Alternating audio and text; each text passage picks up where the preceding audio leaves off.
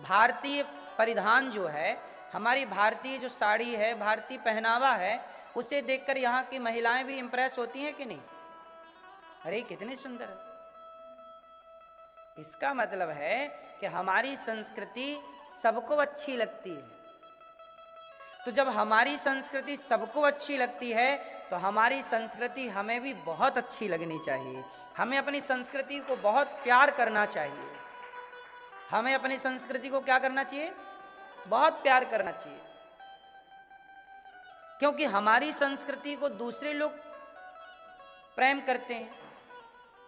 आजकल तो भारतीय हिसाब से लोग विवाह करने लग गए, भारतीय रीति रिवाज से।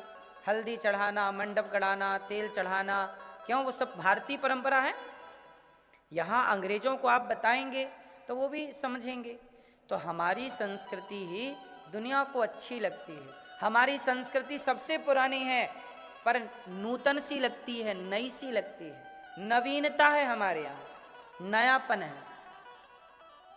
इसलिए नारद जी ने कहा कि मैं सारे तीर्थों में गया पर वृंदावन जब गया, वहां एक उदास कन्या बैठी। देवी तुम कौन हो? अहम भक्ति ऋतिख्याता एमऊ में तनयऊ मतऊ। महाराज मेरा नाम भक्ति, ये मेरे दो बेटे ज्ञान और वैराग्य हैं। क्या हो गया इनको? बोले कलयुग आ गया तो ना भक्ति करने वाले तो लोग फिर भी हैं, पर ज्ञान वैराग्य की मूर्छा नहीं जा रही है। ज्ञान वैराग्य किसी को नहीं चाहिए। कलयुग में क्या नहीं है? ज्ञान नहीं है, वैराग्य नहीं है, त्याग। कलयुग में ज्ञान की कमी है, ज्ञान नहीं है। कौन सा ज्ञान है कलयुग में? ज्ञान है मनमुखी ज्ञान है। जैसे जो अच्छा लग रहा है उस ज्ञान पर चल रहा है। किसी को बीड़ी पीना अच्छा लग रहा है, बोले हमारा यही ज्ञान सही है। किसी को गुटखा खाना अच्छा लग रहा है, वो लगता है, उसे लगता है गुटखा खाना सही है। किसी कोई शराब पी रहा है, उसे लगता है शराब पीना सही है। जिसे जो अच्छा लगने लगता है वो गलत है कि सही, इस पर कोई विचार नहीं करता कि सही है कि, बस उसे अच्छा लगना चाहिए। अच्छा लग रहा है मतलब उसे लग रहा है कि अच्छा। गुटखा हमें अच्छा लग रहा है तो उसे लग रहा है कि भाई गुटखा हमें अच्छा लग रहा है तो हमारे लिए बेहतर है। नहीं साहब, ये परिभाषाएं नहीं है। परिभाषाएं ये हैं कि जो अच्छा है वो अच्छा लगे या ना लगे पर अच्छा वही है। जैसे बच्चा मोबाइल चलाता है तो माँ को लगता है कि मोबाइल चलाना गलत है, तो माँ उसे छीन लेती है मोबाइल। पर बच्चे को लगता है कि माँ आपने क्या किया, मेरा मन था मोबाइल चलाने का। अरे बच्चे को लगता है कि मोबाइल चलाना सही है, पर माँ को लगता है कि मोबाइल चलाना गलत है। बच्चे को लगता है कि मैं खेलूं ये अच्छा है, पर माँ को लगता है कि ये पढ़े तो अच्छा है। बोलो हाँ। इसलिए जरूरी नहीं है कि जो आपको अच्छा लगता है वो आपके लिए अच्छा हो। बच्चे को खेलना अच्छा लगता है, बच्चे को पढ़ने ना कहा जाए ना तो बच्चा कभी ना पढ़े। क्यों? ये बात सही है कि गलत है? ना कहा जाए तो वो पढ़े ही ना, वो दिन भर खेलता रहे, उसका पेट ही नहीं भरता। वो पढ़ने को कहो तो वो सोने लग जाएगा। ना पढ़ने के बहाने उसके पास, पर ना खेलने का कोई बहाना नहीं है। इसका मतलब है कि आजादी कहीं ना हो। क्या कहीं ना हो? बच्चे को आजाद छोड़ दीजिए, जा बेटा तेरा जहां मन करे चला जा। बताइए ऐसा बेटा आजाद यदि हो गया तो क्या वो कर सकता है कुछ बढ़िया काम? थोड़ा बंधन चाहिए। किसका बंधन? मर्यादाओं का। इसलिए आपसे हम यही प्रार्थना करते हैं कि थोड़ा बच्चों को मर्यादाओं के बंधन, भारतीय संस्कृति के बंधन, परंपराओं के बंधन में बांधिए। आप भी बंधिए, मैं भी बंधूं, सब बंधे। बंधे रहना ज्यादा बेहतर है। किससे बंधे रहना? पतंग बंधी है एक धागे से तो आकाश में लहरा रही है, और जरा वो खुल जाए, धागे से टूट जाए तो कितनी भी ऊंचाई पे पतंग हो नीचे गिरना है ही उसे। ऐसे ही मर्यादाएं वह पतंग का धागा है जो आपको ऊंचा बनाने में मददगार है। यदि वो संस्कारों का धागा कट जाएगा ना तो आप कितने भी ऊंचे होंगे धड़ाम से नीचे गिर जाएंगे। नारद जी कहते हैं कि मैं भक्ति महारानी से मिला। देवी कौन हो? भक्ति हूँ। क्या करूं महाराज कि मेरा दुख दूर हो जाए? तब भागवत सुनाई भक्ति ज्ञान वैराग्य को हरिद्वार की पावन धरती पर सनकादियों ने, तब जाके दुख दूर हुआ भक्ति महारानी का। कहाँ बैठूं भक्तों के हृदय में जाकर के बैठ गई। एक यहाँ सवाल खड़ा हुआ कि कोई पापी व्यक्ति भागवत सुने और तर जाए तो आश्चर्य नहीं, कोई पापी भागवत सुन के तर जाए तो आश्चर्य नहीं, कोई पुण्यात्मा भागवत सुन के तर जाए तो आश्चर्य नहीं। जिसने जीवन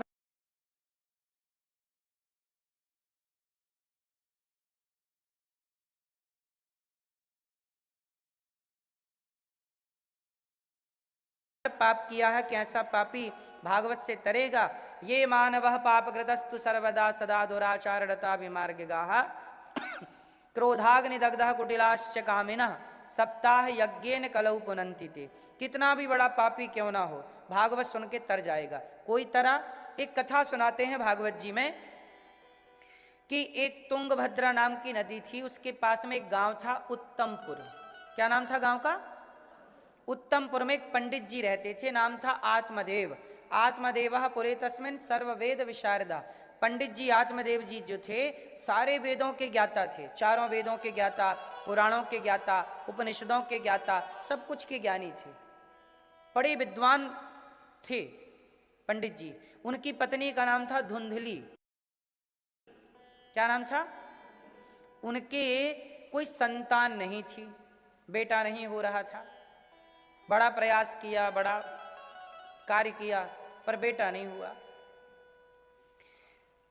अब आत्मदेव जी ने बड़ी पूजा की, बड़ा पाठ किया, यज्ञ जप कप किए, हे भगवान एक बेटा तो दे दो, बेटा तो दे दो, बेटा देखो बेटा मिल जाए बढ़िया है, पर बेटा ना मिले तो परेशान नहीं होना चाहिए। ये संसार बेटे को पाने के लिए मिला ही नहीं, किसे पाने आए हैं?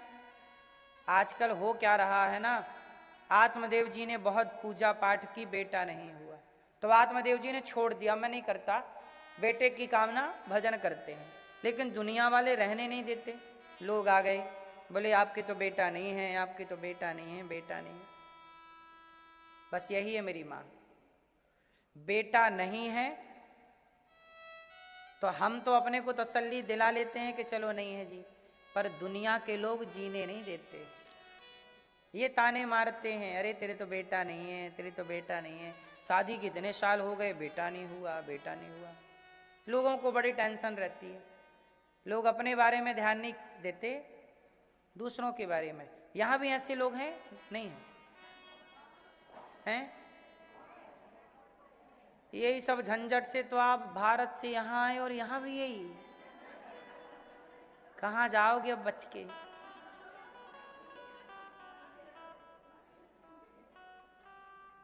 सुनो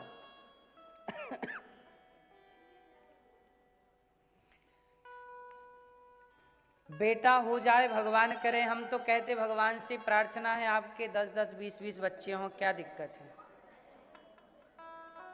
हो जाए, यदि हों तो भगवान करें खूब हों, पर ना हों तो परेशान होने की जरूरत नहीं है। मीराबाई के बेटा था? नहीं था कि नहीं? नहीं। तो क्या मीराबाई की सदगति नहीं हुई? अच्छे लोग कहते हैं बेटा होना जरूरी है, भगवान करे हो जाए, पर ना होए तो परेशान होना चाहिए। कुछ चीजें ईश्वर ने आपको दी हैं तो कुछ चीजें नहीं दी। जरूरी नहीं है कि हर चीज आपको प्राप्त हो, इसलिए जो प्राप्त है उसमें खुश रहिए, जो प्राप्त नहीं है उसमें भी खुश रहिए। कई बार भगवान आपको नहीं देते ना, तो ना देने पर भी बड़ी कृपा होती है। आपको लगता है कि भगवान ने हमें क्यों नहीं दिया, हमें दे देते, सबको तो देखो बेटा हो गया, हमें नहीं हो रहा है। पर मैं आपको एक बात बताऊं, बेटा हो जाने के बाद सुख मिलता है कि दुख मिलता है?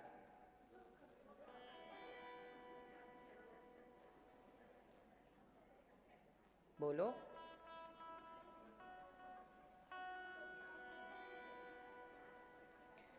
पहली बात तो बेटा जब होता है तो होने में ही अपार दुख होता है, प्रसव की पीड़ा का। पहला, यदि बेटा पढ़ लिख के योग्य बन गया, लायक, तब तो सुख मिलेगा कि बेटा बहुत अच्छा है।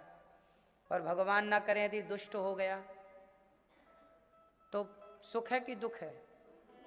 यदि बेटा लायक बन गया तब तो बड़ा सुख है, पर बेटा नालायक निकल गया तो बेटा ना होना वो ज्यादा बेहतर था कि होके दुष्ट हो जाना ज्यादा बेहतर था। फिर लोग माताएं क्या बोलती हैं, लोग हे भगवान इससे अच्छा तो ना होता। इसलिए आप में से किसी को यदि पुत्र नहीं है तो समझ लो कि भगवान आपको बहुत बड़े संकट से बचाना चाहते हैं, बहुत बड़े कष्ट से बचाना चाहते हैं, क्योंकि आपके हित में पुत्र सुख नहीं है, इसलिए ईश्वर ने नहीं दिया। इसलिए जिनको मिला है वो भी परेशान है। आज जिनके बेटा हैं उन बेटों की माएँ गौरी गोपाल आश्रम में 310 वृद्ध माताएं रहती हैं। जिन माओं के बेटे हैं, किसी के 2 बेटे, किसी के 4 बेटे, पर उन माओं के बेटे हैं पर बेटे सेवा नहीं करते। वो माएँ घर से उनके बेटे निकाल देते हैं, किसी की बेटियां निकाल देती हैं। ऐसी माओं की सेवा ये दास अनिरुद्ध करता है। पूज्य स्वामी जी ने आकर के सब देखा है। वहाँ आप में से बहुत सारी मैयाएं आके देख चुकी हैं। आप में से कितने लोग गौरी गोपाल आए हैं वृंदावन? देखो इतने लोग आए हैं। वहाँ आकर आपने देखा भी है, माताएं रहती हैं, जिनके बेटे हैं उनकी भी माएँ हैं, जिनके बेटे नहीं हैं उनकी माएँ भी हैं। तो जरूरी नहीं है कि बेटा हो जाएगा तो आपको सुख मिल जाएगा। जो भाग्य का दुख है ना वो तो भोगना ही पड़ेगा, चाहे बेटा हो या ना हो। इसलिए बेटे के पीछे जितना हम आंसू बहाते हैं, बच्चों के लिए जितना भागते हैं, काश इतना भगवान के पीछे भागते तो सब कुछ मिलता। भगवान सब कुछ देते हैं और कोई कुछ नहीं देता। मेरी माँ आत्मदेव जी नाम के पंडित जी थे, उन्हें लोगों ने इतना ताने मारा, इतना परेशान किया कि वो बेचारे घर से चले गए। बोले अब मैं मर जाऊंगा जंगल में जाके। वो मरना चाहते थे कि एक संत जी मिल गए। कथम रोदसी विप्रत्वम, हे ब्राह्मण जंगल में क्यों रो रहे हो? काते चिंता बलियसी, क्या चिंता है? बदत्वम, मुझे बताइए। सत्वरम, सच सच बताना। स्वस्य दुखस्य कारणम, आपके दुख का क्या कारण है, क्यों रो रहे हो? तब कहा धिक जीवितम प्रजाहीनम धिग्रहम च प्रजा बिना। धिक्कार है मेरे जीवन को जो बेटा नहीं है, धिक्कार है मेरे घर को जो पुत्र नहीं है। संत जी ने कहा राम राम राम राम, ऐसे मत धिक्कारो। बेटा नहीं है तो क्यों धिक्कारते हो? राजा सगर के 60,000 बेटे थे। कितने बेटे थे? 60,000 बेटे थे, पर उन्हें सुख नहीं मिला। भगवान राम किसके बेटे हैं? बताओ, क्या राम जैसा बेटा पाके दशरथ जी को सुख मिला? तड़प तड़प के मरना पड़ा ना मेरी माँ। यदि भगवान भी आपके बेटे बन गए और आपके भाग्य में दुख है तो वो दुख भोगना पड़ता है।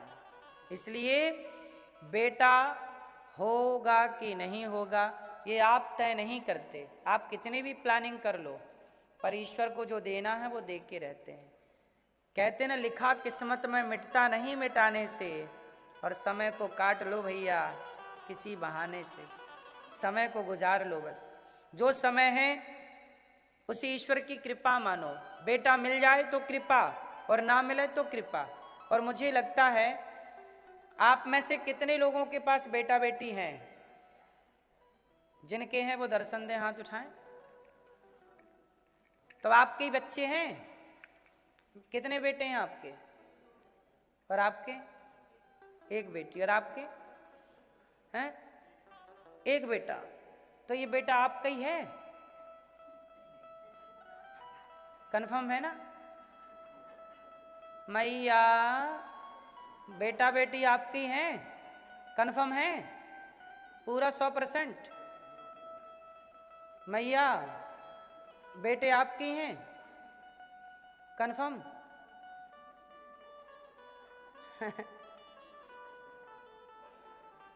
मैया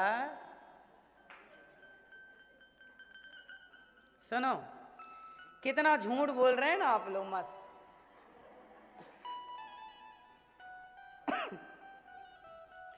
इससे बड़ा झूठ क्या बोलेंगे आप? आप कहते हो बच्चे मेरे हैं। अच्छा मैं ये एक बात बताओ, यदि बच्चे आपके हैं तो किसी माँ का बेटा अंधा होता है, तो यदि उस माँ का बेटा था तो माँ ने उसे अंधा क्यों होने दिया? माँ ने उसे लंगड़ा क्यों होने दिया? माँ ने उसे बहरा क्यों होने दिया? यदि बच्चे आपके थे तो फिर कान बनाना क्यों भूल गई मेरी माँ? वाणी देना क्यों भूल गई मेरी माँ? गूंगा क्यों हो गया? पाँव देना क्यों भूल गई? इसका मतलब ये है कि वो बच्चा आपका नहीं है, आपने तो केवल स्त्री और पुरुष ने एक संयोग किया। पति पत्नी का मिलन होता है, उस मिलन से स्त्री गर्भवती हो जाती है और 9 महीने तक उसके गर्भ में कोई है जो पानी की बूंद से इंसान का निर्माण करता है। उसके हाथ, पांव, आंख, पूरी डिजाइन। अब बताओ इसमें माँ का क्या योगदान है? इतना ही तो योगदान है कि तुमने गर्भ दे दिया है बच्चे को रहने के लिए, इतना ही तो तुम्हारा योगदान है। तुम खाती हो, उसके पेट में जाता है, तुम पीती हो पानी, पेट, इतना ही तो तुम्हारा योगदान है। इससे ज्यादा तुमने कौन सा उसके हाथ पांव बना दिए? भैया आपने कितने पांव बनाए थे? आंख कितनी आपने लगाई? भाई साहब आपने आंख लगाई थी बच्चे की? आंख आपने लगाई होंगी बच्चे की। किसने लगाई? आपके बेटे की आंख किसने बनाई? माता ने, पिता ने कि भगवान ने? बोलो। तो अब आप बताइए, पांव किसने बनाए? आंख किसने बनाई? नाक किसने बनाई? रंग रूप किसने बनाया? फेस की डिजाइन किसने बनाई? उंगलियां किसने बनाई? नाखून किसने बनाए? तुमने एक बाल भी लगाया हो तो बताओ। ओए मेरी माँ, एक बाल भी तुमने बच्चे को लगाया हो तो मुझे बताओ। एक बाल भी नहीं लगाने गई और दावा ठोक रही है मेरा बेटा है, मेरा है, मेरा है।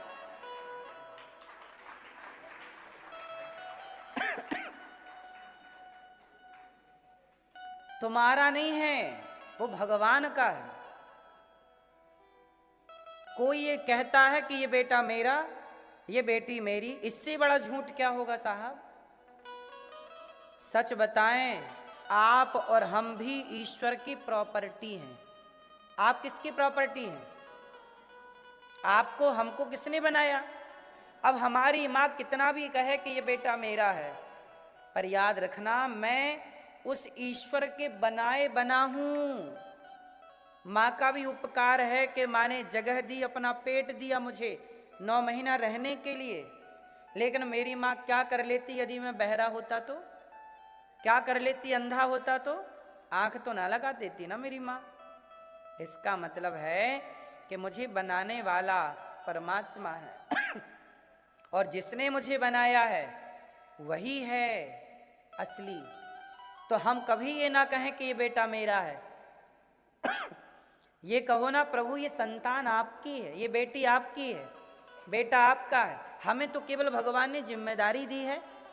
बच्चा पैदा होता है तो माँ के आंचल में दूध आ जाता है, पिला दो दूध। तुम भी तो दूध भरने नहीं गई थी ना मेरी माँ। वो व्यवस्था भी ईश्वर की थी। केवल पेट में ही ना व्यवस्था की उसने, पेट के बाहर आने पर भी उसने व्यवस्था की तुम्हारे आंचल में दूध भर के। ना भरा होता दूध तो क्या कर लेती आप? बोलो। पैदा हुआ बच्चा, बड़ा हुआ तो उसके दांत आ गए छोटे छोटे से, तुम लगाई थी दांत मेरी माँ। फिर उसके दांत टूट गए, फिर उसके ब्रांडेड दांत आए दोबारा, बढ़िया कंपनी वाले जो अभी तक चल रहे हैं। तो मैया झूठ कह रही है मेरा बेटा, मेरा बेटा। मैं हाँ मेरे ही है।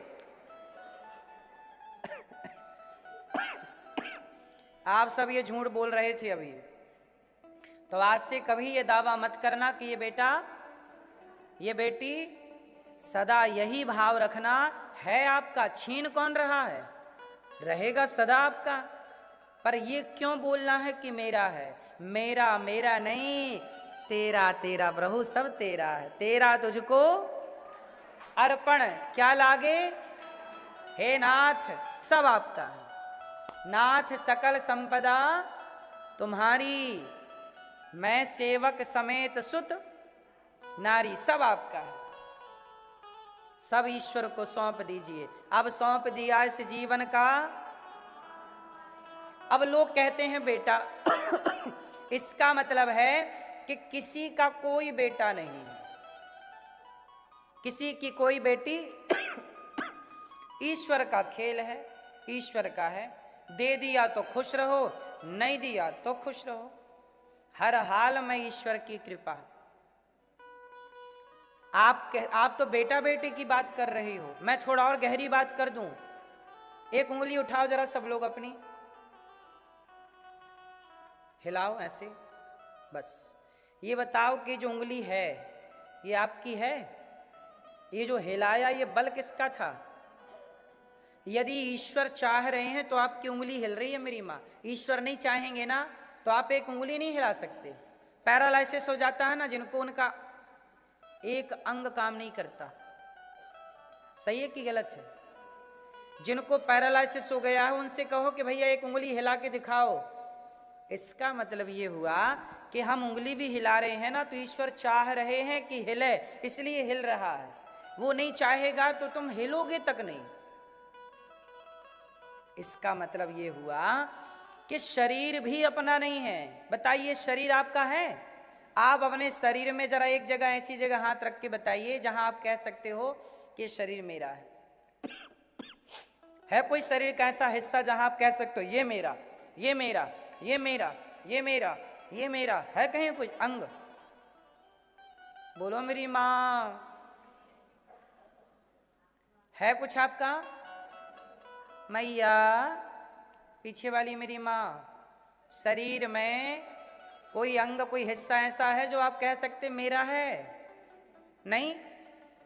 देखो शरीर भी अपना नहीं है, ये भी ले जाके लोग जला देंगे। क्या बचेगी आपकी? राख रह जाएगी। घमंड किसका है? अकड़ किसकी है? पहचान लो, सच्चाई को जान लो। शरीर में भी हमारा अधिकार नहीं है तो बेटा बेटी में कैसे हमारा अधिकार होगा? इसलिए जीवन मिला है उस परमात्मा को पहचान लो जिसको पहचानने आए हो। पहचाने बिना जाने बिना मर गए तो गति बड़ी बिगड़ जाएगी। इसलिए उस ईश्वर को, सत्य को जान लो। माया में ना उलझ जाओ, ये माया है।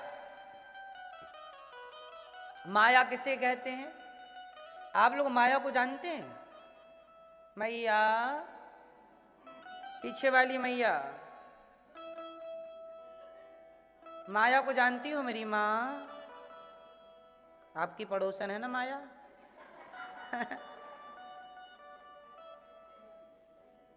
अच्छा,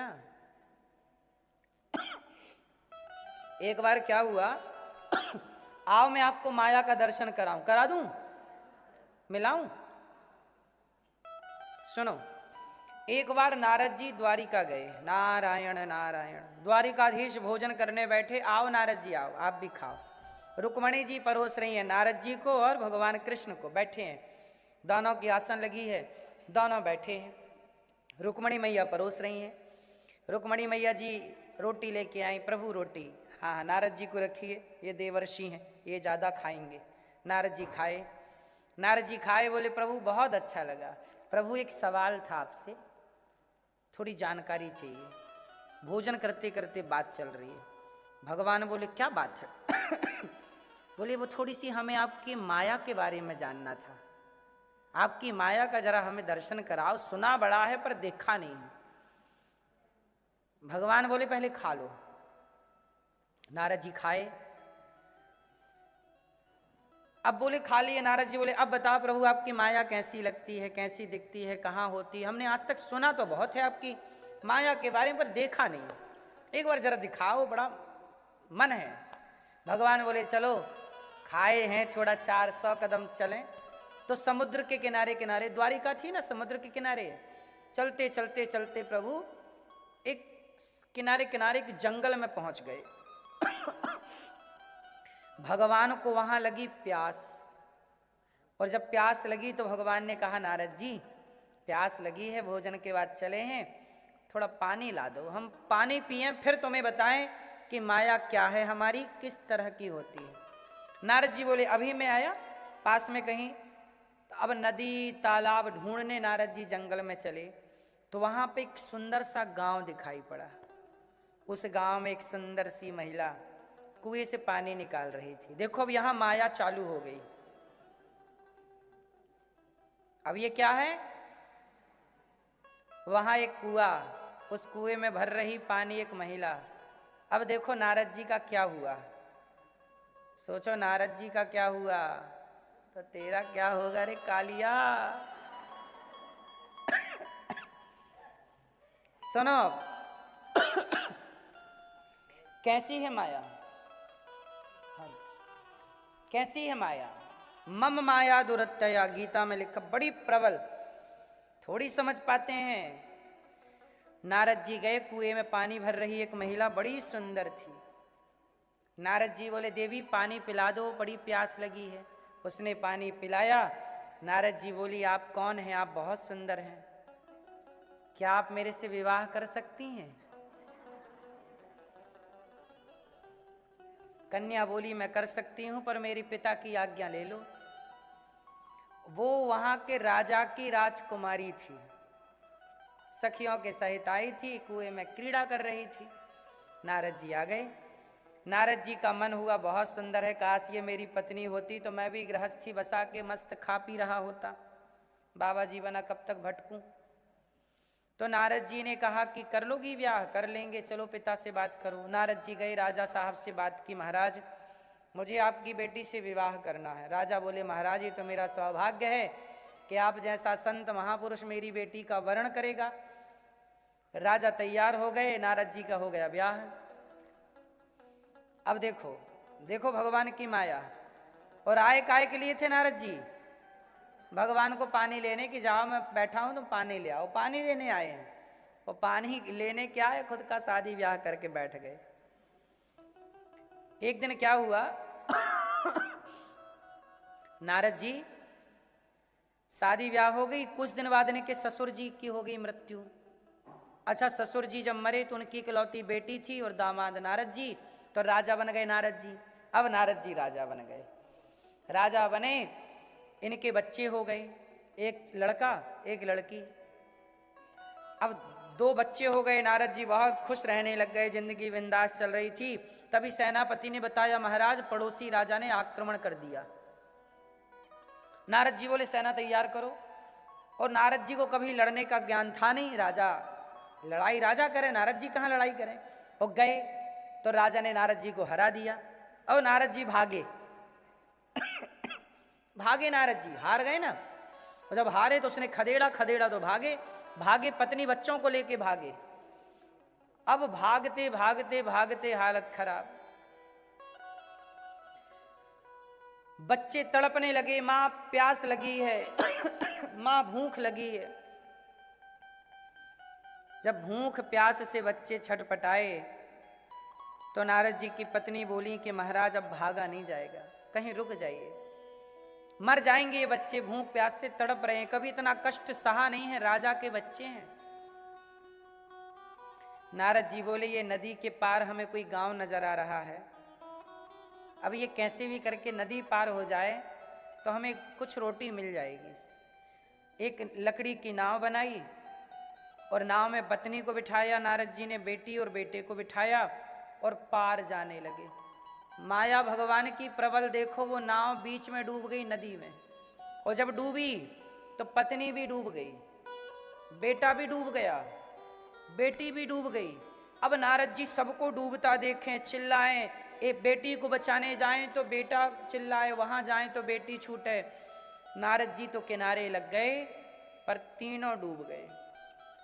और जब डूबे तो नारद जी चिल्लाए, हे विधाता तू कितना निर्दयी है, कितना निष्ठुर है क्या बिगाड़ा मेरी निर्दोष पत्नी ने और मेरे छोटे छोटे बच्चों ने, क्या मिला तुझे इन्हें मार देने से, क्या जरूरत थी इन्हें मारने की, तू बड़ा निर्दयी है।